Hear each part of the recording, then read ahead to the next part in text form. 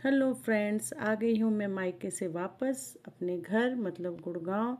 और यहाँ आने के बाद बिल्कुल हाथ पैर काम नहीं कर रहे हैं। एकदम मगरमच्छ वाली ज़िंदगी जी थी हमने मायके में। पढ़े हैं तो पढ़े हैं, बनाया तो बनाया, नहीं बनाया तो नहीं बनाया। और यहाँ आने के बाद अब ऐसा लग रहा है कि भाई कौन करेगा घर में काम, खरगोश कैसे बन जाए। इसलिए टहलने निकल गए सोसाइटी में। पहले दिया गाय को खाना और फिर गप लगाई सहेली से, जिससे थोड़ा सा बातों का टॉनिक शरीर में जाए और हमारी आत्मा जागे घर के काम के लिए। फिर लौट के पहुंच गए घर और शुरू हो गए हम साफ़ सफाई में।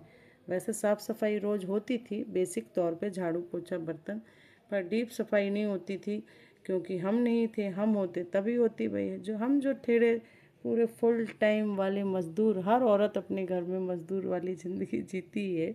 एक हिस्सा उसका वो रहता है, जब तक हम घिस घिस कर सफाई ना कर दें तब तक हमारी आत्मा कहाँ तृप्त होती है।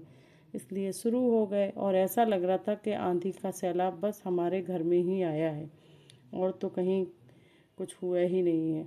उसके बाद क्या था, तकिया झाड़ दी, सोफ़े झाड़ दिए, वो एकदम चकाचक हमने चेयर वेयर सब कर दी। किचन भी इतनी देर में दहाड़े मारने लगी थी कि हमें भी दर्शन दे जाओ। बच्चे दहाड़े मारते उससे पहले हमें किचन में पहुंचना था। और ये देखिए फर्श तो मैंने ऐसे चमकाया ना बाय गॉड, जैसे हमें दोबारा इसे बेचना हो। फिर क्या था, हमने की अपनी पेंटिंगों की सफाई जो सालों से हमारी छाती पे पड़ी हुई है। दहेज में हमारे हम यही साथ लेके आए थे। वैसे किचन में पहुंच गए, शॉर्टकट अपनाया क्योंकि आज शॉर्टकट से ही काम चलेगा।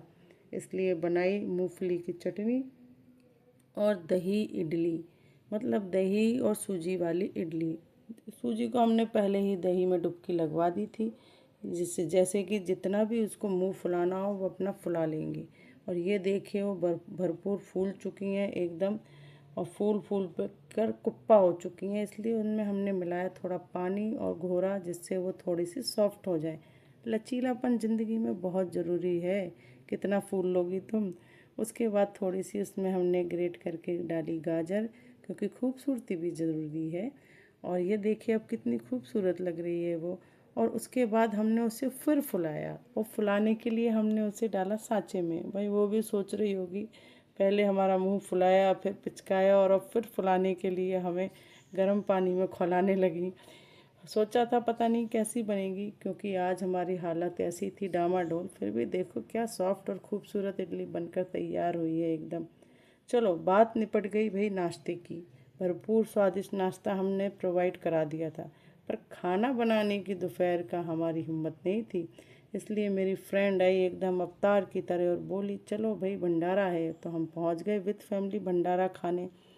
दक्षिणा दी जिससे हमें पाप थोड़ा कम लगे, पर भंडारे वाली लाइन देखकर तो हमारी हालत ख़राब हो गई। अब तो बस यही था कि यहाँ पे गिड़गिड़ा के कोई हमें कुछ दे दे तो ठीक है, पर शक्ल हमारी थी भी नहीं गरीबों वाली। शक्ल से तो हम रईस ही लगते हैं, चाहे बैंक बैलेंस से जो हाल हो।